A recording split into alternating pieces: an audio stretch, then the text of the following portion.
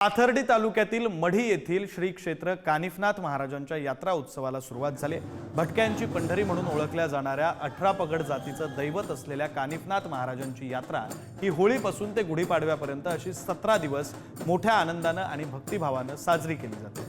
होळी सणाला पहिला काठीचा मान हा कैकाडी समाजाला दिला असून मानाच्या काठींची वाजत गाजत मिरवणूक काढून नाथांच्या समाधीला आणि कळसाला टेकवली जाते। तसंच महाराष्ट्रातील गोपाळ समाज हा एकत्र होऊन श्री दत्त मंदिर जवळ गोपाळ समाजाची मानाची होळी पेटवून या यात्रेस प्रारंभ होतो।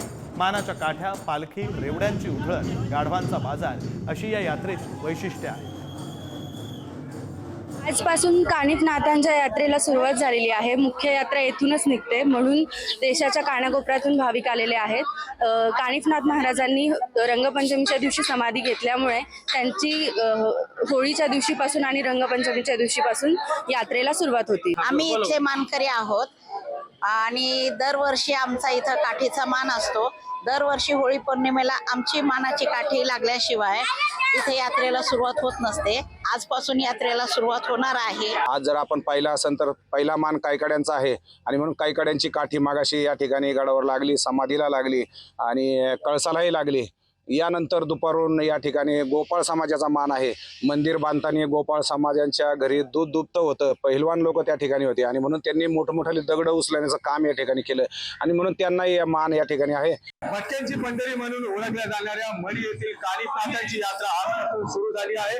3 टप्प्यामध्ये ही यात्रा असते।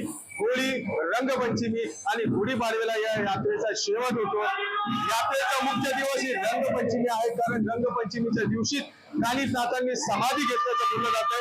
आपण या ठिकाणी पाहू शकता की आज यात्रेला सुरुवात झाली आहे आणि या ठिकाणी कानिफनाथांचं दर्शन घेण्यासाठी भाविकांनी जे आहे ते मोठ्या प्रमाणावर रांगा लावलेल्या आपल्याला पाहायला मिळतात। महाराष्ट्राच्या कानाकोपऱ्यातून या ठिकाणी भाविक भक्त कानिफनाथांचं दर्शन घेण्यासाठी या ठिकाणी आल्याचं आपल्याला पाहायला मिळत आहे। कुठेतरी गेल्या काही दिवसापूर्वी मढी या ग्रामसभेने एक ठराव घेतला होता, कुठेतरी एका विशिष्ट समाजाच्या लोकांना यात्रेमध्ये व्यवसायासाठी बंदी करण्यात आली होती।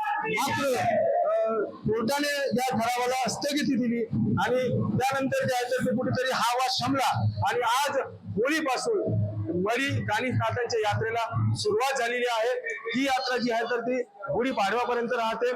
आज संध्याकाळी जे गोपाळ समाज आहे ते होळी पेटवणार आहे आणि त्यामुळं जे महाराष्ट्राच्या कानाकोपऱ्यातून भाविक भक्त आज होळीपासून कानिफनाथांच्या दर्शनासाठी यात्रेमध्ये सहभागी होताना आपल्याला दिसत आहेत।